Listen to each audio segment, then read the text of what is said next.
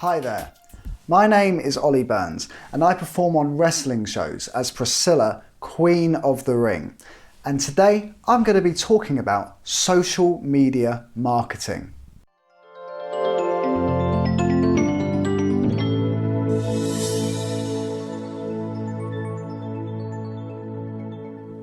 Now, social media is prevalent in today's society, and any wrestling coach will tell you that at some point, very early in your career, you need to get on top of your social media. Unfortunately, as any experienced marketeer will tell you, social media is still very much a new beast, and it is very difficult to know the rights and wrongs when it comes to approaching it. You will also find that a lot of coaches in wrestling probably started out when social media either didn't exist or was still very new. So it's quite hard getting a lot of experienced knowledge when it comes to how to use it, because a lot of people just really aren't too sure. Just like any marketing, there is no right and wrong. However, I have picked up a few hints and tips that I'm hoping to give to you today to help you with your social media approaches in the future. Now, social media covers a wide variety of topics, but typically most of these forms are online media. Social media really is just any form of media that allows people to communicate with each other whilst they're also spreading marketing knowledge. Things such as Facebook, Twitter, and of course Instagram, perhaps even YouTube. All of these sites definitely considered part of social media. And while social media can be very intimidating where there is such a variety and there is so little information to go on, it is also very important that you use it to the best ability you can. Don't be putting all eggs in one basket. You still need to be on top of other forms of marketing, such as relationship building and email marketing. So do be sure to check out our other videos on marketing. But for now, we're just going to concentrate on social media and give you some useful tips that should help you get a leg up on the competition.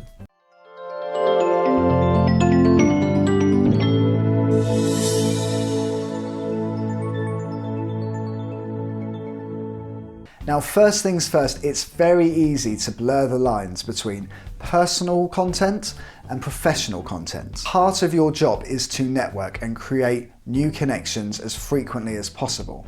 So I do encourage, when you're on social media, to accept friend requests from other professionals within the business or people that may be related to the wrestling industry. Things like photographers, promoters, social marketers, all sorts of people that can help benefit you and that you in return can help benefit in their journey on wrestling as well. But with this in mind, you just don't know a lot of the people that you're making connections with, so always bear in mind that you need to keep your audiences safe.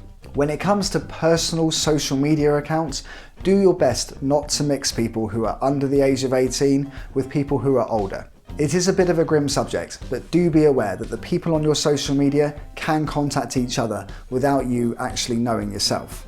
So I recommend having a personal social media account for friends and family and perhaps under 18 relatives and people that you genuinely know, and then having professional social media accounts to make the connections that you do within the business. It's not your responsibility to worry about stuff like that, but at the same time, if you make these small gestures, you will find that your community becomes much safer as a result. So first things first, separate private life from professional life. You can do this by creating multiple accounts under different email addresses and just being sure to switch between them when you're doing your personal socializing and your professional advertising. But most social media sites allow you to create fan pages and business pages, so that's an easy way to separate the two audiences. You will also find that you have more freedom on business pages to do things like having proper professional wrestling names and advertising merchandise. You're a lot less likely to get caught out by using your social media account that's for your personal use inappropriately.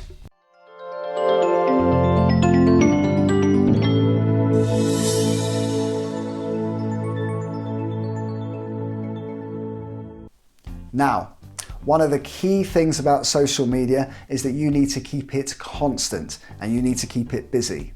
We're talking posting every day, if possible, 2 or 3 times, because that way your audience will begin to build up a level of trust, knowing that you're not just doing this as a side hobby, you're doing this as a regular professional.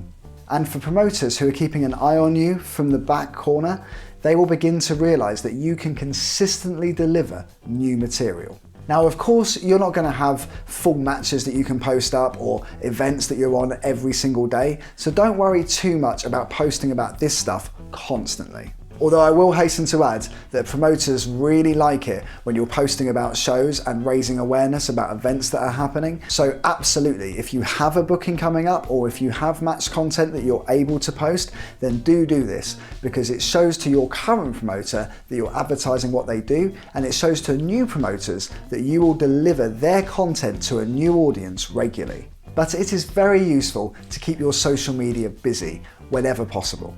I have a couple of sneaky tricks for this. The first one is that I like to go through the internet to find jokes. Although obviously I'm a real funny bitch, I'm not actually quite as smart as I like to pretend. So I go through Google constantly crawling for different jokes that I can then deliver on my different social media platforms. I may do this for one afternoon of a week, or perhaps even just once a fortnight or once a month. What I do is I write those jokes down so that I can then very easily copy and paste them and put them up on my social media regularly. And this way, I'm able to look like I'm constantly coming up with new material, when in fact, all I'm doing is being smart and I'm just regulating the speed at which I post that information and those jokes. You can do the same with photos. So when you're backstage at a show, you can take photographs with a number of different performers, and then rather than posting them all up on the same day, so you say, hey folks, I've got 20 new pictures, what you could do is post those 20 photos over the course of the next 20 days. That way, it makes you look much busier and it makes your social media much busier. I try to make sure I post a new photo, a new joke, and if I can, I will plug a show or an event every single day.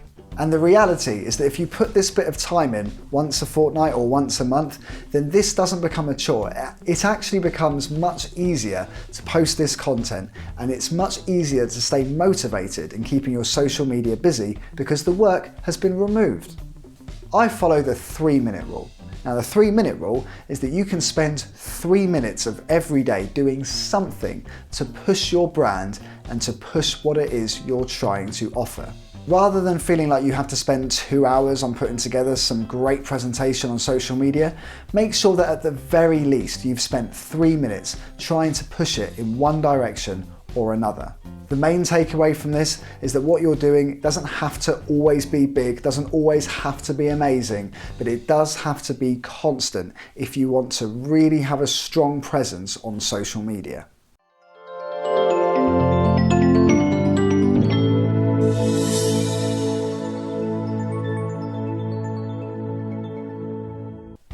In terms of when to post on social media, there is a lot of debate about the best times. I will say first and foremost that the best thing to do is to actually post it.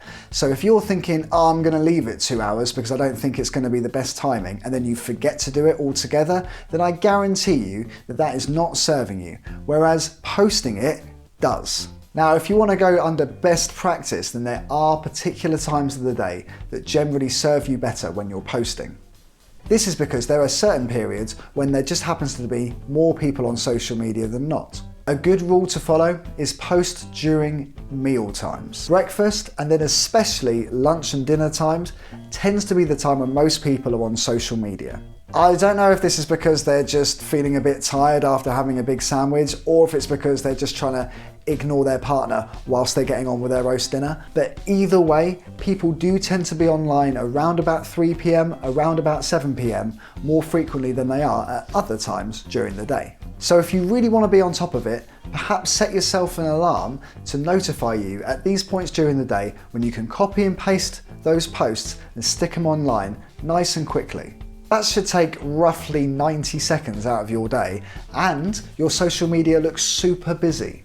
Of course, if you're posting things which create conversations, then that's even better. I'm not recommending that you put up some shocking posts that offend a bunch of people and get everybody on there having a go at you.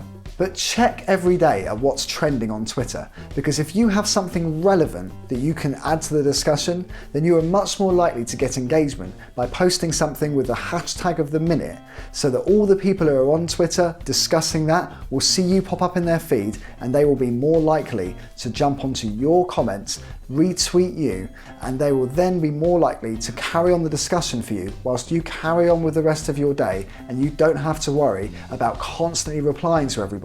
Because it's the subject which people are talking about, they are more likely to continue the discussion without you, and therefore you have to do less work on social media and it looks busier.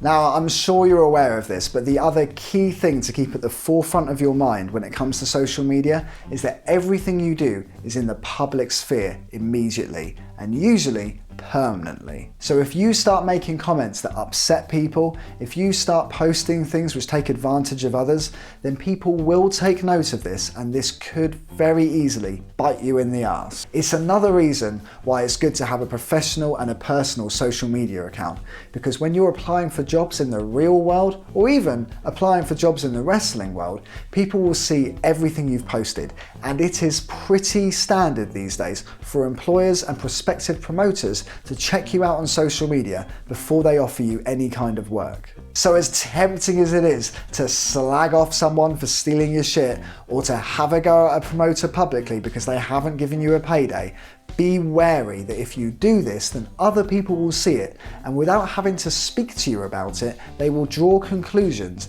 and they may draw conclusions that could hurt you in the future. I try to keep my social media as neutral as possible. That's not to say that I don't stand up for things that I believe in. However, I don't want there to be posts out there which are putting down people publicly or undermining others, because I just don't think that's a very healthy way to start the debate. And of course, if you're doing it to people, then they think it's okay to do it to you. So if you start exposing somebody for their faults, then it could very easily escalate, and they may start putting on your social media digs which other people will read.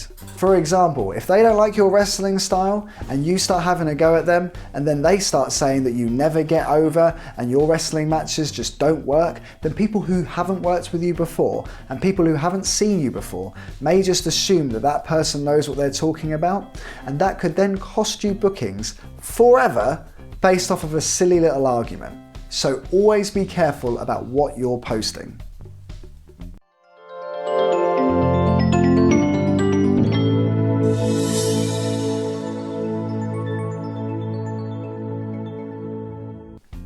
The other thing you can do with social media is posting video content, and this is a great way to show fans and promoters alike the kind of stuff you bring to shows. It's also a great way to promote the shows that you're on currently. Whether you're posting a clip from a match, a cool entrance, or even a promo for an upcoming contest, it's a really useful way to give people some free content that gets them more likely to buy a ticket to the show. And like it or not, your job at the end of the day is to sell tickets to those shows, so do take that very seriously. When it comes to videos, it's useful to have full matches, especially when you're reaching out to promoters who want to know that you can deliver a 10, possibly 20-minute match without feeling the pressure. But realistically, how often do you scroll through social media and then go, "Ah, that 20-minute video's for me"? It's very rare, if ever, so keep that in mind when you're posting your regular content. If you have a match that you've been given the all clear on to post online by the promoter, then it could be very useful to split that match up into separate moments and separate spots. Then, rather than having one 10-minute match, you then have 20, 30-second clips that could all be really useful for keeping your content nice and busy throughout the month. Most phones will allow you to do this and cut up videos, so if you have it on your laptop, transfer it over to your phone if you can, and then use the simple editing software on there to split up short match clips that you can then post from your phone onto social media. Try to keep your clips and promos to under 2 minutes if possible. People are much more likely to click your link if it's got a nice quick clip for them to see. And by doing this, you get the message out about what it is you offer to draw in more fans, draw in more interest from promoters, and keep your social media much busier than if you had a long match that maybe nobody would watch in the first place. I'm not saying that they shouldn't watch that match, I'm just saying that chances are they won't. Mind you, if you've put up 10 exciting clips from your match and then you put up a full match at the end of it on YouTube, you may find that you have even more traction than if you just did it in the first place, because people have seen all the highlights and they're more excited about seeing the full match. Once again, just like with everything else, the lesson is that regular content is more likely to get you further traction. So look for ways to optimize the content that you're putting out on social media. And there you have it. Those are my basic hints and tips to get you started on social media. Like I said, there is a massive debate as to what's best, what to do, what not to do. So if you think I've missed anything, be sure to let us know down in the comments. We'll get back to you, and between us and them and yourself, we can get a discussion going and we can start learning together. Thanks for watching. My name is Ollie Burns. Be sure to subscribe for future content so that you can continue to study the theory of wrestling.